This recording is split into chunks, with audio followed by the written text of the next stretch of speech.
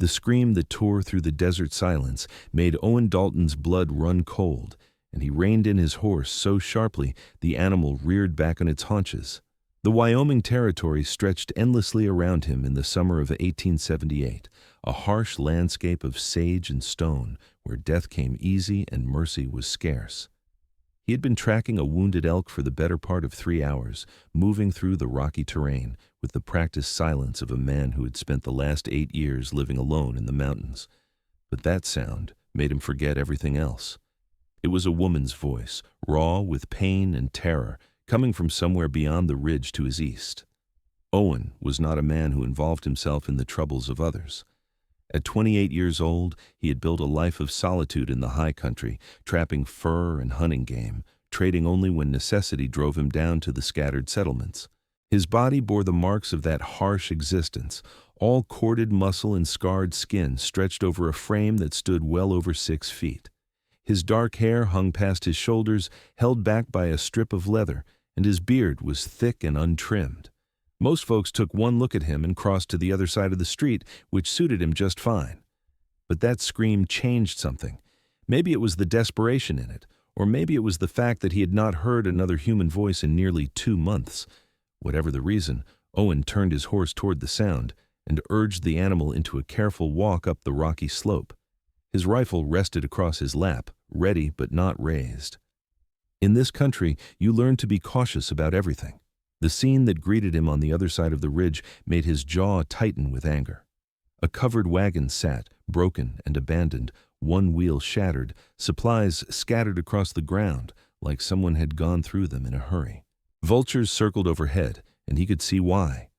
2 bodies lay in the dirt, a man and a woman, both dazed dead from the look of them. But it was what he saw near the intact rear wheel that made him dismount and move forward with his rifle raised. A woman was chained to the wagon wheel by her ankle, the heavy iron link staked into the ground. She could not have been more than 22 or 23, with long auburn hair matted with dust and tangles. Her dress was torn and filthy, her lips cracked and bleeding from thirst. When she saw him, her green eyes went wide with fear, and she tried to scramble backward, but the chain held her fast. "Please," she whispered, her voice barely audible. "Please do not hurt me." Owen lowered his rifle and approached slowly, the way he would approach a wounded animal. "I'm not going to hurt you," he said, his voice rough from disuse. "How long have you been here?" 3 days, she said, and tears began to track through the dirt on her face. "Maybe 4. I cannot remember anymore. They left me here to die. They killed my brother and his wife and took everything, and they left me here." He could see the bodies were indeed fresh enough to match her story, and the wagon had clearly been ransacked.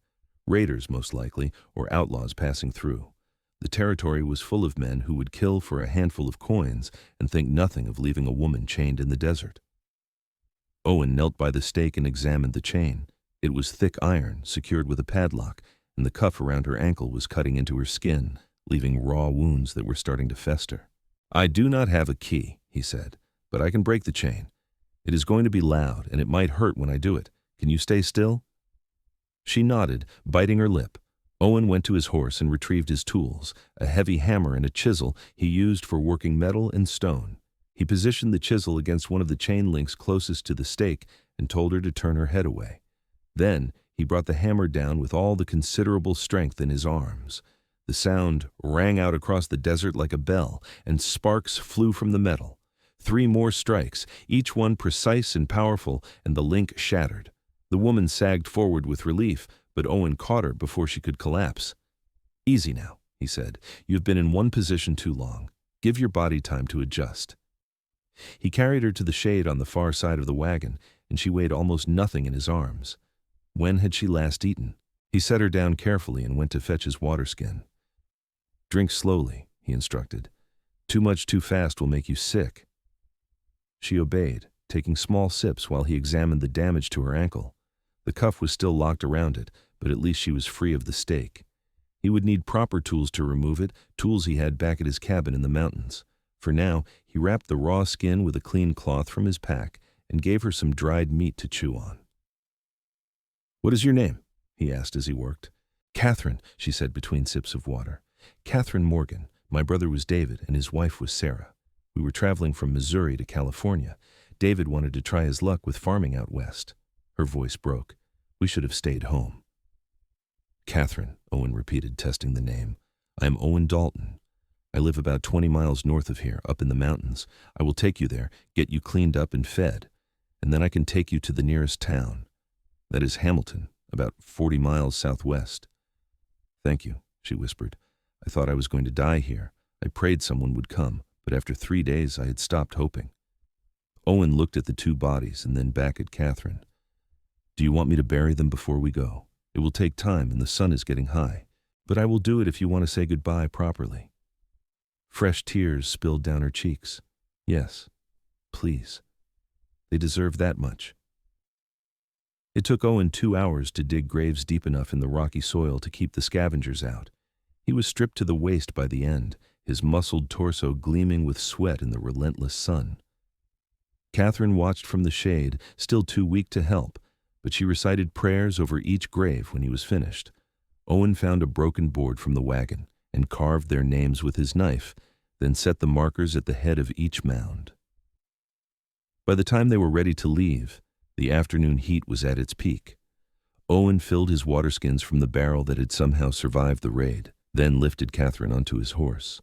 She was still too weak to ride alone, so he mounted behind her and kept one arm around her waist to hold her steady. The chain link still attached to her ankle dangled against the horse's side, and he made a mental note to file that off as soon as possible. The journey to his cabin took them the rest of the day and into the evening, while Owen followed game trails and creek beds that only someone who knew this country intimately could navigate. Katherine drifted in and out of consciousness, her body finally giving in to exhaustion now that she was safe. Each time she slumped forward, Owen tightened his grip and murmured reassurances, though he was not sure she heard them. Darkness was falling when they finally reached his cabin, a solid structure of logs and stone tucked into a canyon where a spring provided fresh water year-round. Owen had built it himself 5 years ago, and it was simple but sturdy, with a stone fireplace, a sleeping loft, and enough space for his furs and supplies. He dismounted first, then lifted Katherine down and carried her inside. He laid her on his bed, the only real piece of furniture in the place besides a table and 2 chairs. Then he set about building a fire and heating water. Katherine needed to be cleaned and her wounds tended before infection could set in. While the water heated, he found clean clothes, an old shirt of his that would serve as a nightgown, and set them aside. When Katherine woke, she found herself in a dimly lit cabin that smelled of wood smoke and pine. For a moment, panic seized her, but then she remembered. Owen, the mountain man who had saved her. She sat up slowly, every muscle in her body screaming in protest, and saw him standing by the fireplace, stirring something in a pot. You are awake, he said, turning to look at her. In the firelight, his face seemed less intimidating, though no less rugged. I have warm water and soap. You need to wash, and I need to clean those wounds on your ankle. Can you manage it yourself, or do you need help? Katherine felt her cheeks flush. I can manage, she said quietly. But thank you. Owen nodded and stepped outside to give her privacy, taking only his rifle with him. Katherine stripped off her filthy dress with trembling hands and used the warm water and soap to scrub away days of dirt and fear. It felt like washing off the memory of those terrible hours chained in the desert, though she knew the nightmares would stay with her much longer. When she was clean, she pulled on the shirt Owen had left for her. It hung to her knees and smelled like leather and pine and something else, something uniquely him. She called for him when she was decent, and he came back inside with an armload of wood for the fire. He added it to the flames, then knelt by the bed to examine her ankle. His hands were surprisingly gentle for their size, as he removed the makeshift bandage and cleaned the raw wounds with water that had been boiled and cooled. Katherine winced, but did not cry out. This is going to hurt, he warned, producing a small bottle from a shelf, but it will help prevent infection. The liquid he poured over her ankle burned like fire, and Katherine gripped the edge of the bed to keep from screaming. Owen worked quickly, wrapping the wounds with clean cloth and using a file to remove the sharp edges of the iron cuff still locked around her ankle. He could not get it off without bolt cutters, but at least now it would not cut her further. Show. There, he said when he was finished. That should hold for now. Tomorrow I will ride to Hamilton and get proper tools to remove that cuff. For tonight, you need to eat and rest." He served her a simple stew made from dried meat and vegetables, and Katherine ate ravenously despite her earlier promise to go slow. It was the first real food she had tasted in days, and it was delicious in its simplicity. Owen ate standing up, watching her with an expression she could not quite read. "Why do you live alone out here?" Katherine asked when she had finished eating. The question seemed too personal, but the silence was making her nervous. Owen shrugged. "I like the quiet. People are complicated. Mountains are not. That's a lonely way to live." "Maybe," he acknowledged, "but it is safe. No one can hurt you if you do not let them close."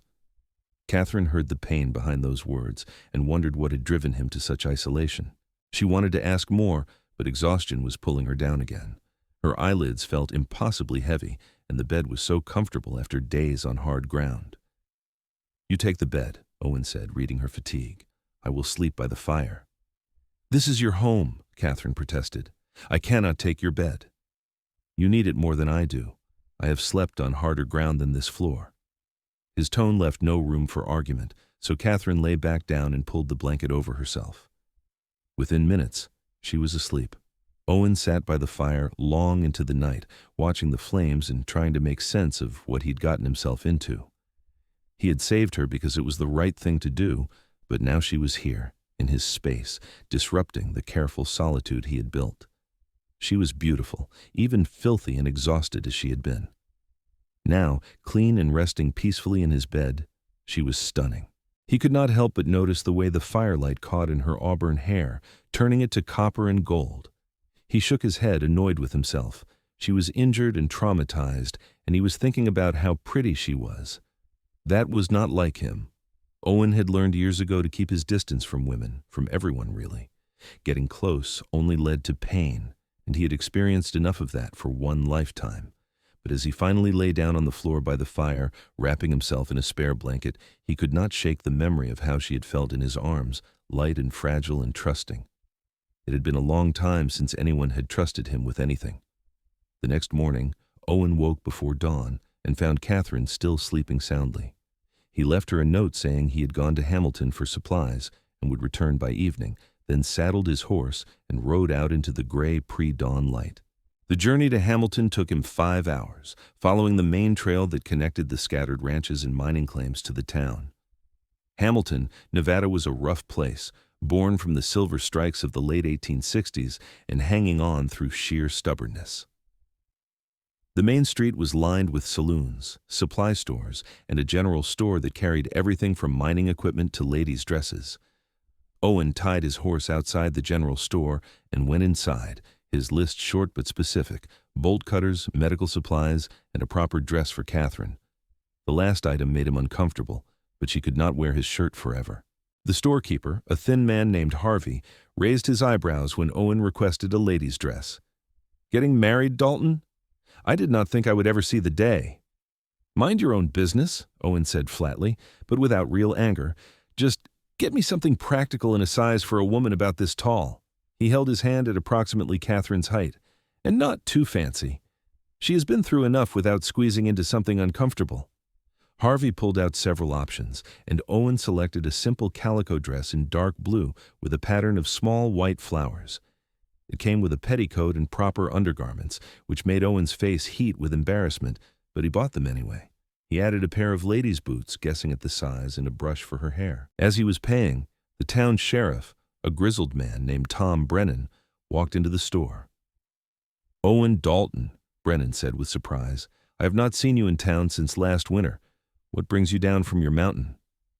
Owen considered lying, but Brennan was a decent man, and Katherine deserved justice for what had happened to her family. "Found a woman chained to a wagon wheel 4 days' ride north of here," he said. "Raiders killed her brother and sister-in-law, took everything, and left her to die. She's at my cabin now, recovering." Brennan's expression darkened. "Can she describe the men who did it?"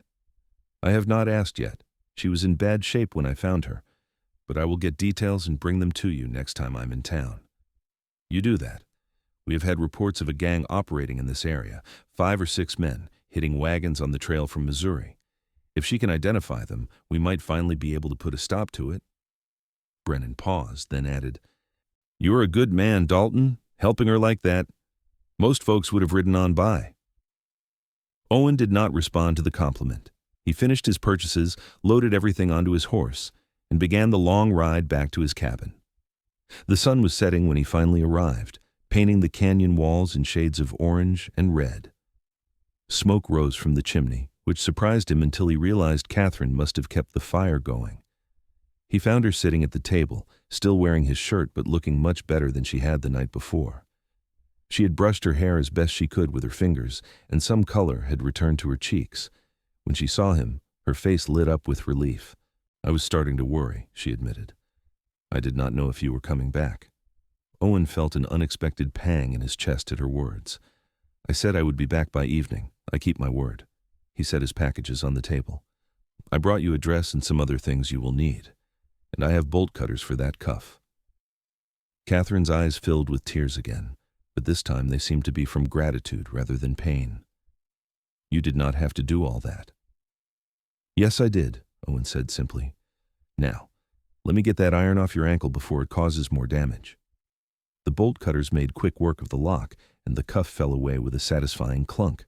Katherine rubbed her ankle carefully, wincing at the soreness but clearly relieved to be free of the weight. Owen applied more medicine and fresh bandages, then excused himself so she could change into the new dress. When Katherine emerged from behind the privacy screen Owen had rigged up, she looked like a different person. The dress fit reasonably well, perhaps a bit loose, but better than his oversized shirt. She had pinned up her hair with a piece of cord, and despite everything she had been through, she was beautiful. Owen found himself staring and had to look away quickly. "Thank you," Katherine said softly, "for everything. I know I have been nothing but trouble since you found me."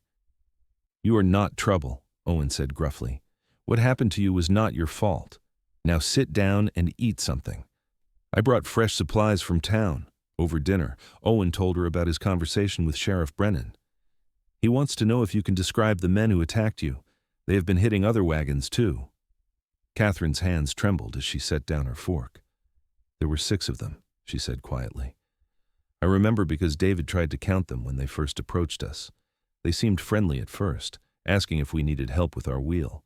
But then their leader, a man with a scar across his face and cold gray eyes, pulled out a gun. They shot David before he could even reach for his rifle. Sarah tried to run, and they shot her too." Owen's jaw tightened, but he kept his voice gentle. "Did they say anything? Any names or where they were headed?" "The one with the scar, the others called him Curtis something. He was the one who chained me to the wheel. He said it was more fun to let the desert do their killing for them sometimes." She shuddered. He laughed when he said it. "Curtis," Owen repeated, committing the name to memory. "I will tell Brennan next time I'm in town. He will want to talk to you directly at some point, but that can wait until you are stronger." "I want them caught," Katherine said with sudden fierceness. "I want them to pay for what they did to David and Sarah. They were good people. They did not deserve to die like that." "They will pay," Owen promised. "Men like that always slip up eventually, and when they do, Brennan will be waiting."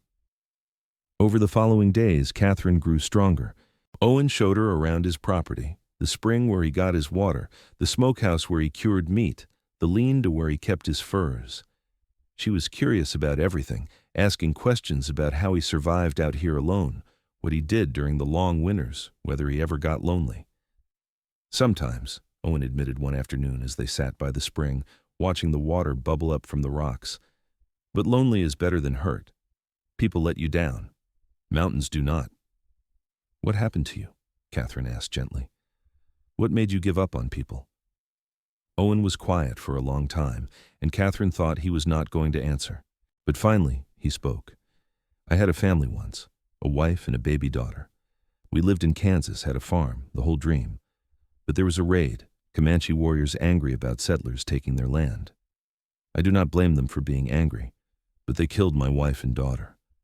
I was out hunting when it happened. By the time I got back, they were gone." "Owen," Katherine breathed, her heart breaking for him. "I'm so sorry." "I sold the farm after that and headed west. Spent years not caring if I lived or died, taking risks no sane man would take. But I was too stubborn to die, I guess. Eventually, I ended up here and decided if I was going to keep living, I might as well do it on my own terms. No attachments, no one to lose. That is no way to live, Katherine said, placing her hand over his. You are punishing yourself for something that was not your fault. Owen looked at their joined hands, Katherine small and pale against his large, work-roughened one. Maybe, he said, but it kept me safe. Did it, though? Katherine asked, or did it just make you alone? The question hung in the air between them, and Owen did not have an answer. He was saved from having to respond by the sound of a horse approaching. He stood quickly, his hand going to the rifle he always kept close. Get inside, he told Katherine. Now. Katherine obeyed without argument, moving as quickly as her healing ankle would allow.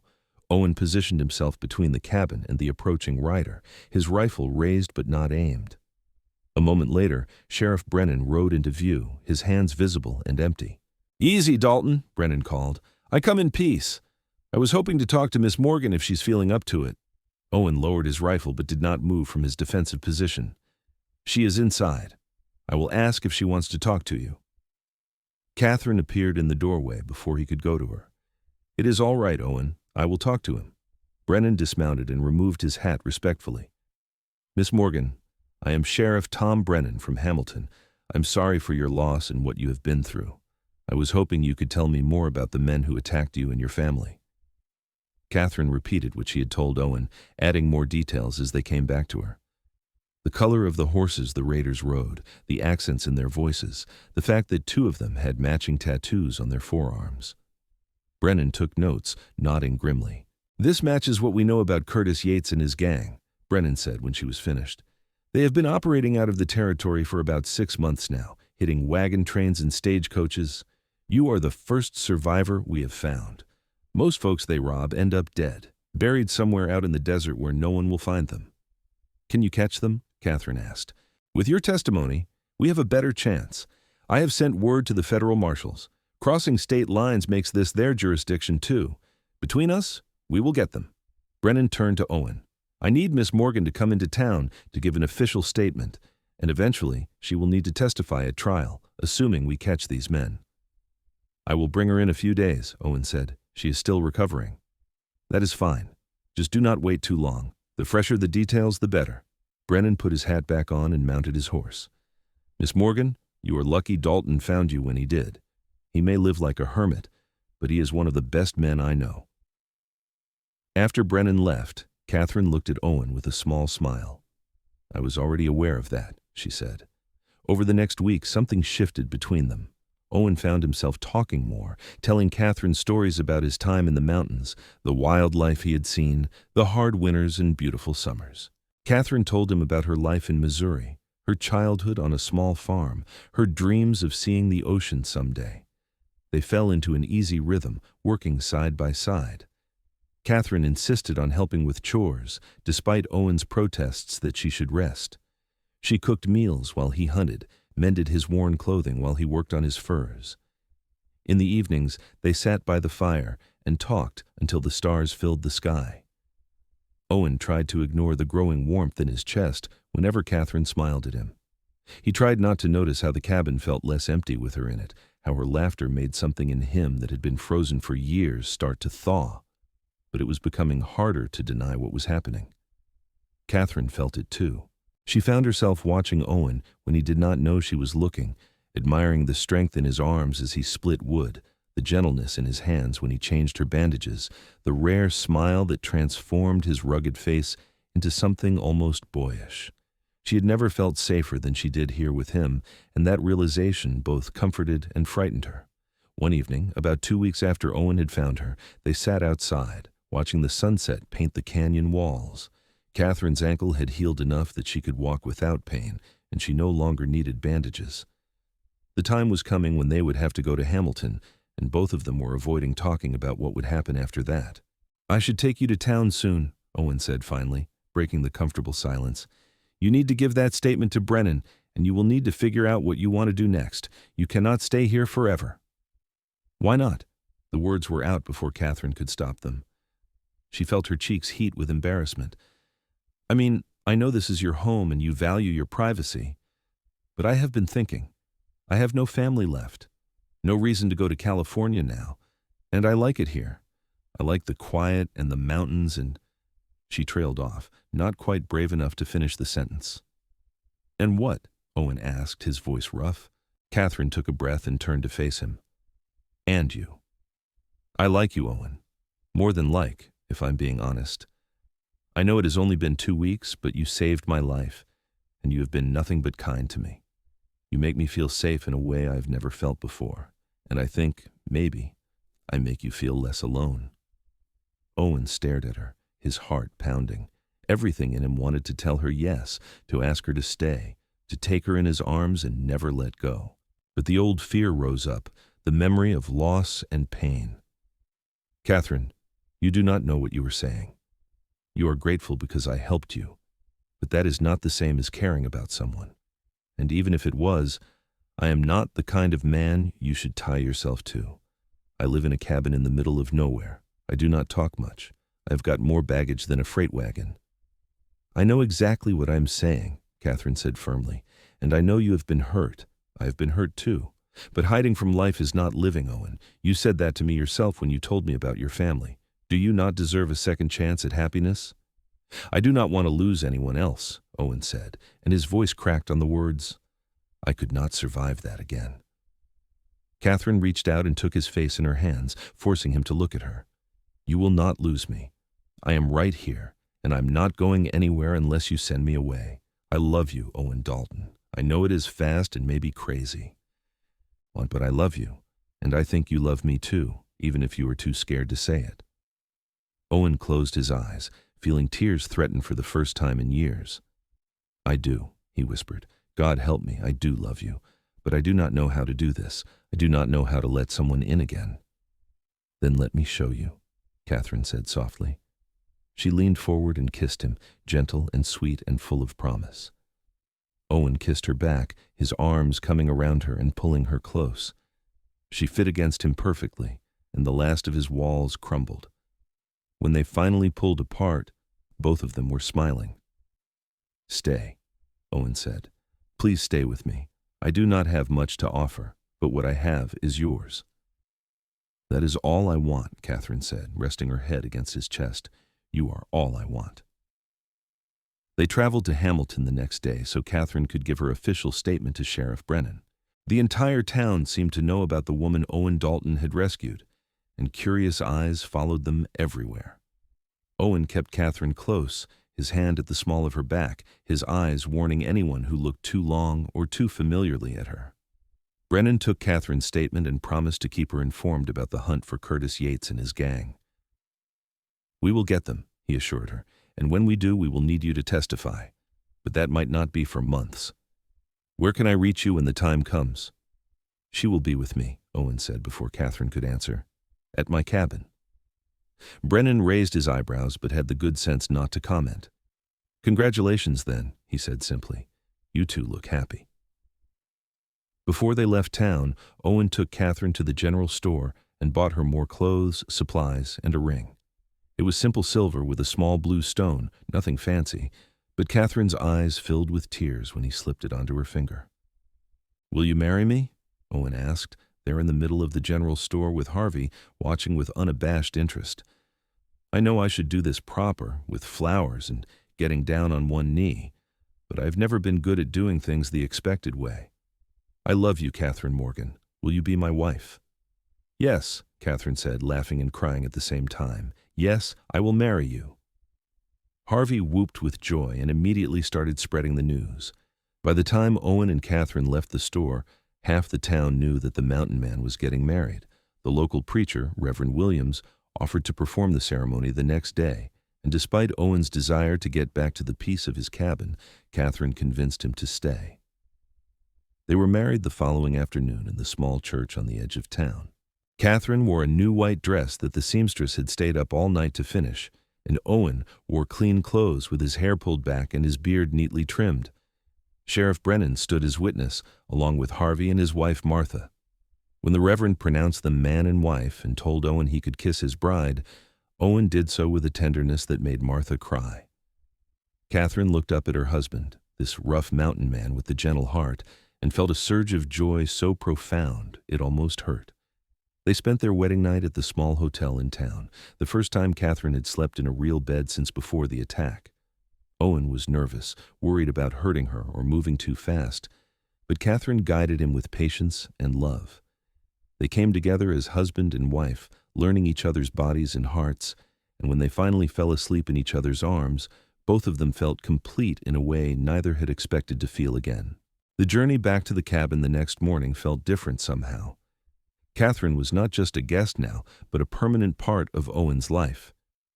She rode in front of him on the horse, leaning back against his chest, his arms secure around her.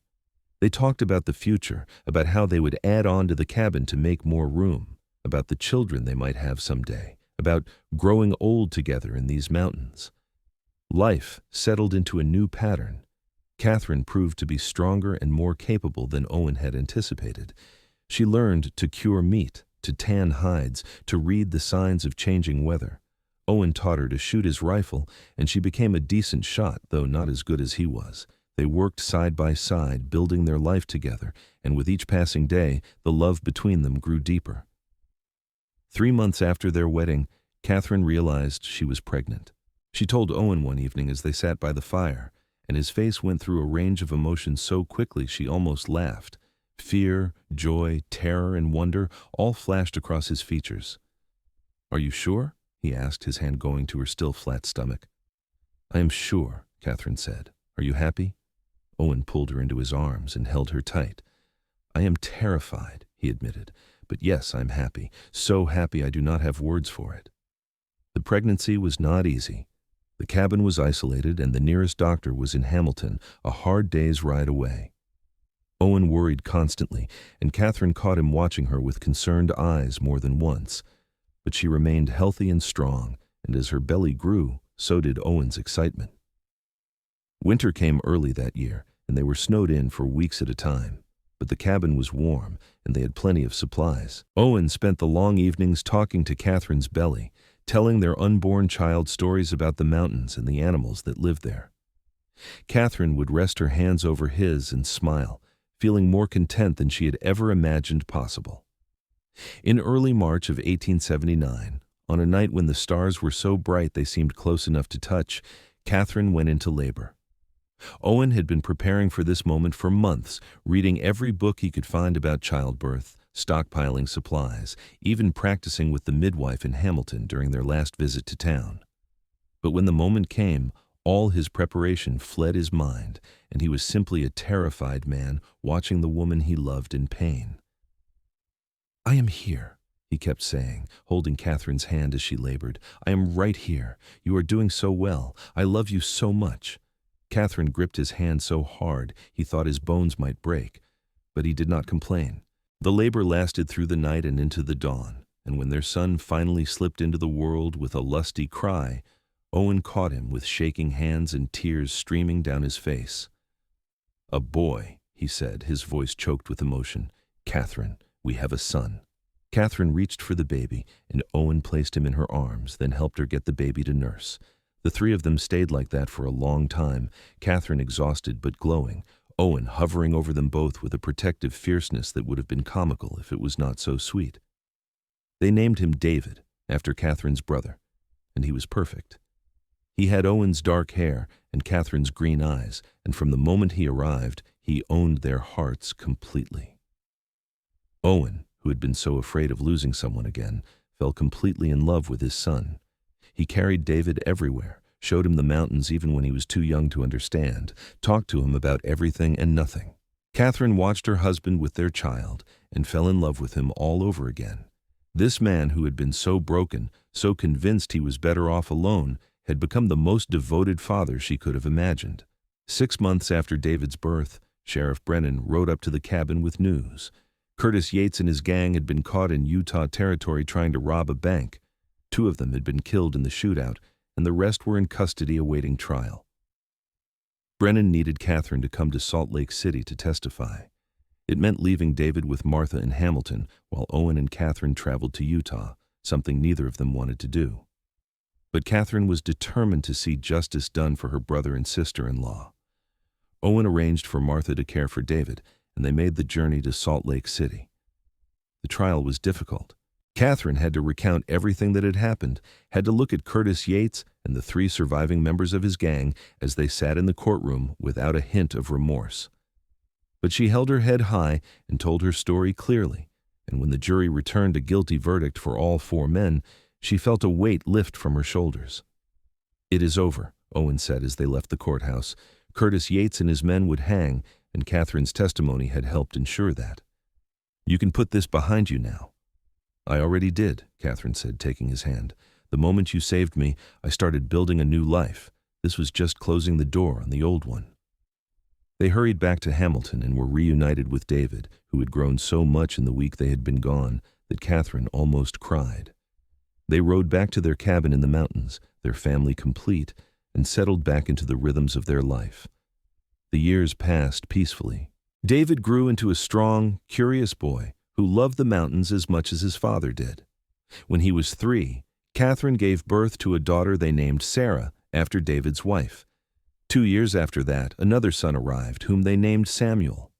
The cabin expanded to accommodate their growing family, with Owen adding rooms and a larger fireplace.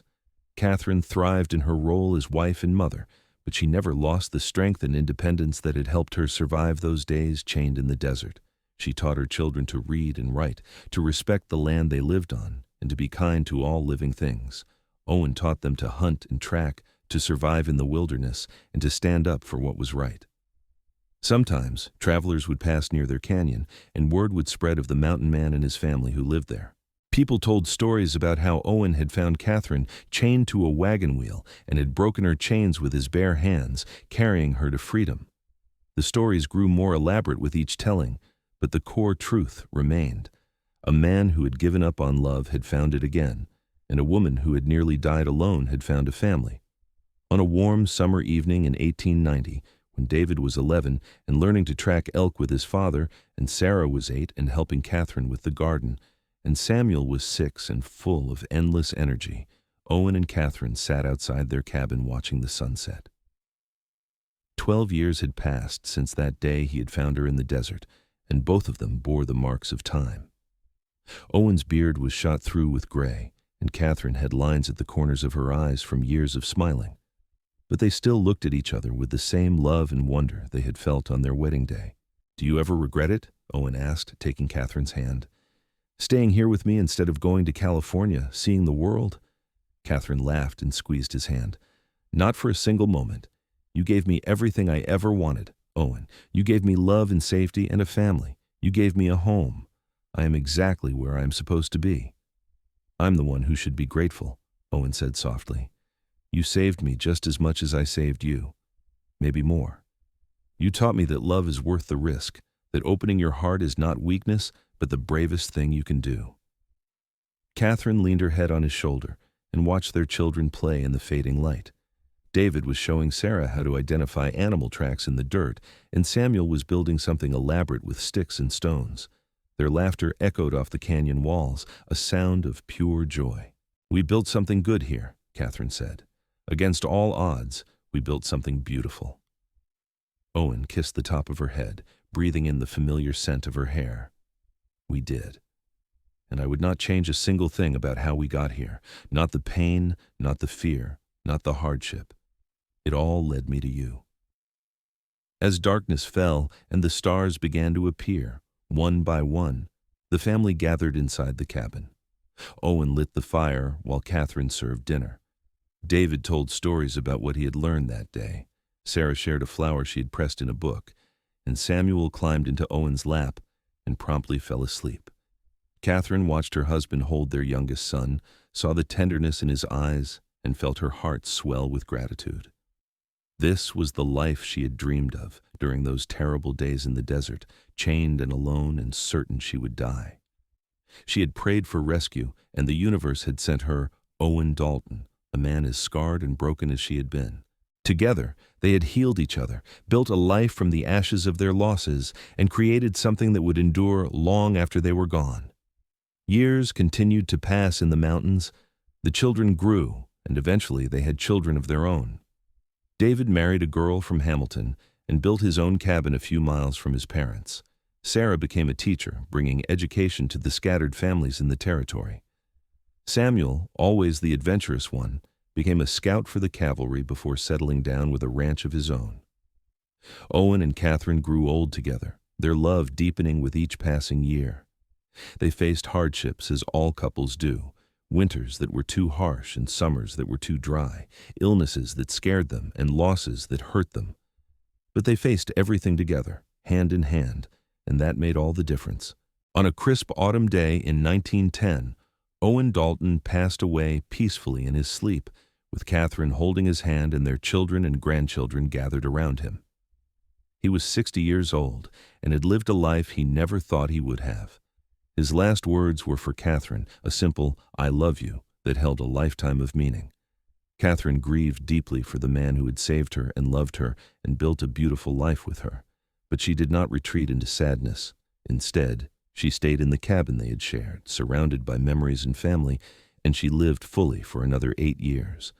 She told her grandchildren stories about their grandfather, about the day he had found her in the desert, and how he had been too stubborn to let her die. When Katherine died in 1918 at the age of 62, she was buried next to Owen in a plot overlooking the canyon they had loved. Their children carved a single headstone for them both, with words that told their story simply and truly. Owen and Katherine Dalton. He broke her chains. She freed his heart. Together, forever. The cabin stood for many years after they were gone, a testament to what they had built. Their descendants visited it often, bringing their own children to see where the family story had begun. They told the tale of the mountain man who had found a woman chained to a wagon wheel, who had broken her chains and carried her to freedom, and who had found his own freedom in loving her. It was a story of rescue and redemption, of second chances and hard-won joy. It was a story of the Wild West, where life was harsh and death was always close, but where love could still flourish against all odds. And it was a story that would be passed down through generations, a reminder that even in the darkest moments when all seems lost, salvation might be just over the next ridge, riding toward you with the sunrise at its back. The legacy of Owen and Katherine Dalton lived on long after their deaths, not just in their descendants, but in the values they had instilled. They had taught their children and grandchildren to be strong but gentle, to value honesty and hard work, to never give up even when things seemed impossible, and above all, to love fiercely and without reservation. In the small museum in Hamilton, Nevada, there is a display about the Yates gang and their reign of terror in the late 1870s. Among the artifacts is a length of rusted chain, the very one that had bound Katherine Morgan to that wagon wheel so many years ago. A placard tells the story of how Owen Dalton had found her, freed her, and eventually married her. It is one of the museum's most popular exhibits, a tangible reminder of a time when the West was truly wild, and when heroes were measured not by how fast they could draw a gun, but by how willing they were to help a stranger in need. The canyon where Owen had built his cabin eventually became part of a nature preserve, protected from development so that future generations could experience the same wild beauty that had provided sanctuary for him and Katherine. Hikers who make the trek to the ruins of the cabin often report feeling a sense of peace there, as if the love that had filled that place for so many years had somehow soaked into the land itself. The story of Owen and Katherine Dalton is, at its heart, a simple one. A man who had lost everything found a woman who had nearly lost her life. Together, they saved each other and built something that would last long after they were gone. It is a story that resonates across time because it speaks to fundamental human truths, that love can heal the deepest wounds, that second chances are possible even when all hope seems lost, and that the bravest thing anyone can do is open their heart again after it has been broken. In a time and place where survival often meant putting yourself first, Owen chose compassion. He could have ridden past that wagon, could have decided that the woman chained there was not his problem. But he stopped. He helped. And in doing so, he changed not just Katherine's life, but his own. Katherine, for her part, could have let the trauma of what happened to her define the rest of her life. She could have been consumed by grief for her brother and sister-in-law, by anger at the men who had tried to kill her, by fear of the world and everyone in it. Instead, she chose to live. She chose to love. She chose to build a future rather than dwelling in the past. Together, they were stronger than either could have been alone. They complemented each other perfectly, his strength balanced by her gentleness, her optimism balancing his caution. They built a partnership based on mutual respect, trust, and a deep, abiding love that never faded, even after decades together. Their story also serves as a reminder of the often overlooked reality of life in the Old West. For every gunfight and bank robbery that captured the public imagination, there were thousands of quiet stories like this one. Ordinary people doing extraordinary things, building lives and families in an unforgiving land, finding joy and love despite incredible hardship. The West was not tamed by outlaws and gunfighters, but by people like Owen and Katherine, who chose to make a home in the wilderness and raise their children to be good, strong, and kind. The Montana Territory, later Wyoming Territory, where they lived, saw thousands of settlers come and go during the late 1800s, but few left the kind of lasting legacy that Owen and Katherine did. Their descendants numbered in the hundreds by the end of the 20th century, spread across multiple states, but all carrying the story of their ancestors who had defied the odds and built something beautiful out of tragedy. Family reunions became annual events, held every summer at the nature preserve where the cabin ruins stood. Children would play among the stones that had once formed the walls of Owen and Katherine's home, and their parents would tell them the story of the mountain man and the woman he saved. It became a family tradition, a way of honoring the courage and love that had started it all. As decades passed and the 20th century gave way to the 21st, the story took on new relevance. In a world that often felt fractured and divided, the tale of two people from different backgrounds who found common ground and built a life together resonated deeply. It reminded people that kindness to strangers matters, that love is worth fighting for, and that the family you build can be just as important as the family you are born into. Scholars who studied the settlement of the American West often pointed to the Dalton story as an example of the resilience and adaptability that characterized successful pioneers. Owen had the survival skills necessary to thrive in isolation, but he also had the emotional intelligence to recognize when those skills were not enough, when what he really needed was human connection. Katherine had the courage to embrace a completely new life, to fall in love with a man she barely knew, and to make a home in a place that must have seemed alien after her life in Missouri. The chain that had bound Katherine became a powerful symbol in family lore. It represented the trials that life sometimes sends, the moments when we feel trapped and hopeless. But it also represented the fact that chains can be broken, that no situation is truly hopeless if someone is willing to help. Owen breaking that chain became a metaphor for what love could do, how it could free people from their prisons, whether those prisons were made of iron or fear or grief. For Katherine, the breaking of the chain marked the beginning of her new life. She never forgot those terrible days in the desert, the fear and pain and certainty that she was going to die. But she also never let that experience make her bitter or afraid. Instead, she used it as a reminder of how precious life was, how important it was to cherish every moment and every person who mattered to her. Owen, too, was transformed by their meeting. The man who had spent years convinced he was better off alone learned that isolation was not strength but a form of cowardice. Real strength, he discovered, lay in being willing to risk his heart again, to let someone close enough to hurt him, trusting that the joy would outweigh the potential pain. And he was right. The years he spent with Katherine and their children were filled with more happiness than he had thought possible after losing his first family. Their love story proved that healing was possible, that the human heart had an almost infinite capacity for resilience. Both of them had experienced devastating losses, yet both found the courage to try again, to hope again, to love again. That courage rippled out through their children and grandchildren, creating a family culture that valued emotional bravery as much as physical strength. The town of Hamilton, Nevada, which had been a rough mining town when Owen and Katherine first arrived, eventually quieted as the silver played out, but it never disappeared entirely, sustained by ranching and the occasional tourist drawn by the area's history. The general store where Owen had bought Katherine's wedding dress remained in operation for over 100 years, and several generations of Harvey's descendants ran it. They kept a photograph on the wall of Owen and Katherine on their wedding day, a reminder of one of the town's most beloved love stories. The church where they were married still stood too, though it had been restored and updated several times over the years. Couples who learned the story of Owen and Katherine sometimes requested to be married there, wanting to start their own journeys in the same place where such an enduring love had been formalized. The current reverend kept a copy of the original marriage record on display, with Owen's bold signature and Katherine's more delicate one, a tangible link to the past. As the 21st century progressed, a filmmaker became interested in telling the Dalton story, seeing in it a tale that combined action, romance, and historical significance.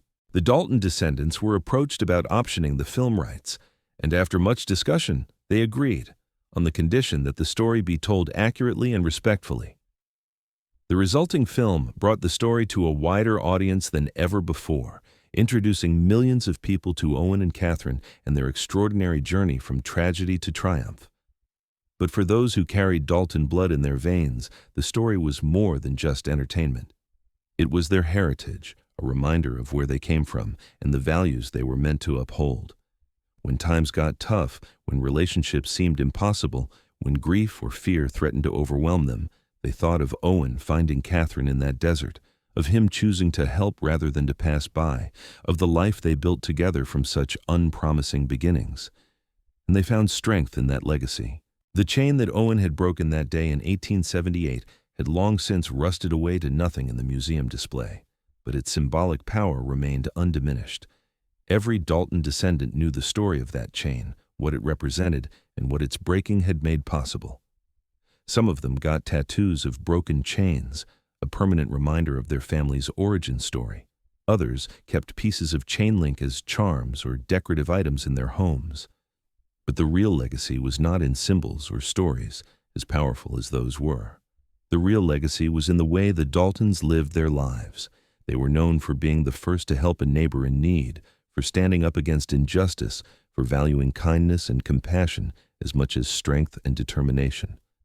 They were known for building strong families, for staying together through hard times, for loving deeply and completely. All of this flowed directly from Owen and Katherine, from the example they had set so many years ago. As the ruins of their cabin slowly returned to the earth, becoming one with the canyon they had loved, the story of Owen and Katherine Dalton continued to live. It lived in their descendants, in the town that remembered them, in the museum that preserved their history, and in the hearts of anyone who heard their tale and was inspired by it. It was a story that proved love was stronger than fear, that compassion could change lives, that second chances were possible even after devastating loss. It was a story of the American West at its best, showcasing not violence or lawlessness, but courage, resilience, and the determination to build something good in a harsh land. And it all started on a hot summer day in 1878, when a mountain man heard a scream in the desert and chose to investigate. That single choice, that moment of decision, set in motion a chain of events that would touch hundreds of lives and span more than a century. It proved that one person's actions could make a difference, that heroism was not about grand gestures, but about doing the right thing when it mattered most. Owen Dalton never considered himself a hero. He was just a man who helped someone in need. But to Katherine, he was everything. He was safety and strength and love all wrapped into one. He was the answer to her prayers, the man who broke her chains and set her free. And she, in turn, freed him from the prison of his own grief and loneliness, showing him that life could be beautiful again. Their story ended, as all stories must, with death. But it also ended with a legacy of love that would never die, with children and grandchildren and great-grandchildren who carried their blood and their values forward into the future. It ended with a community that remembered them fondly, and a place that bore the mark of their presence. It ended, in short, exactly as it should have, with the knowledge that two lives, intertwined by chance and choice, had made the world a little bit better simply by being in it. The Wild West was a place of legends, of larger-than-life figures who captured the imagination with their adventures and exploits. But the best legends were the ones rooted in truth, the ones that reminded people of their own capacity for courage and love. The legend of Owen and Katherine Dalton was one such story, a tale that would be told and retold for as long as people believed in the power of love to change lives and the importance of extending a hand to those in need. And so their story lives on, a beacon of hope and a testament to the enduring power of love, resonating through time as a reminder that even in the harshest circumstances, humanity and compassion can prevail. The mountain man and the woman he saved became symbols of everything good about the human spirit. Their love story a gift to all who heard it, a promise that happy endings were possible even after the darkest beginnings.